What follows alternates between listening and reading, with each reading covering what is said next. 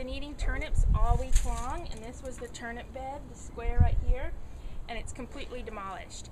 Not only could I eat the baby turnips, but I also got to enjoy the leaves, juiced and blended and stuff.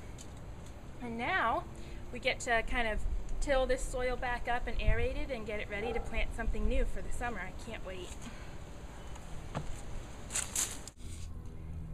So that's what they look like. They're literally popping out of the ground. They're so big. And you can just go in there and take grip on a nice hold onto the beet green shoots. And then with literally no effort at all, it's more of just like shaking the dirt off, you get these huge beets harvested right out of the ground. And then there's these cute little baby ones. They're the golden beets. They look orange on the outside.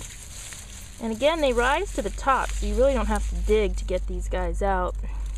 But these are the golden beets you often see in Whole Foods and salad bars. And they're yellow inside.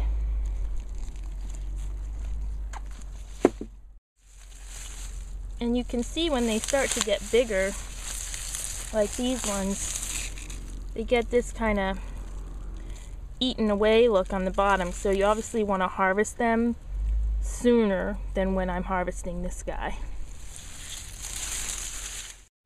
And I can't resist but to show you these strawberries. It's starting to get hot here, and though it may not look like much at first, when you look close, there's all sorts of red berries popping up and ripening to get sweet. And they are really good. Favorite summertime fruit.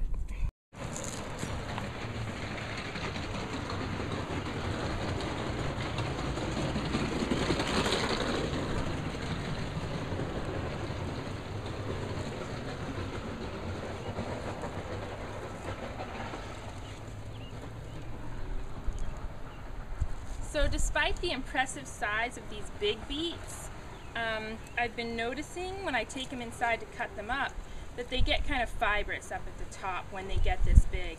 So the bottoms are still sweet and juicy, and the whole thing's great for juicing, putting through the juicer. However, I prefer the flavor and the texture of the smaller beets. Like you can see even back down to this size, and they kind of are just more tender and also a little bit sweeter, and you don't get the fibrousness up at the top. So it's better, I've been thinking for this beet season that getting in there and harvesting them while they're still young. I just really like the taste of young vegetables. I did that with the turnips too. Picking them when they were still little, like about that size, they were so sweet and tender inside, you could just eat them raw. But if you left them in the ground too much longer after that, they started to get woody, and they also started to get little worm burrow holes.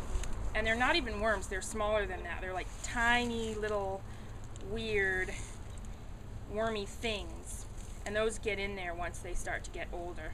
So my advice would be to pick your beets young while they're still tender, as well as your turnips, and probably a lot of root vegetables are that way. So the other thing I was going to show you guys was that these greens here, these nice big bright greens, are very similar to a Swiss chard, and they can be used interchangeably with spinach. So if you chop these up and saute them, or if you chop them up and eat them raw, they have a little bit of that oxalic acid, but they're delicious, and I love to use them in different types of things, even green smoothies. Chard and pineapple is a wonderful combination. Anyway, I'm going to go clean those up in the kitchen right before I enjoy one of these really ripe, beautiful red strawberries. You know summer's coming now.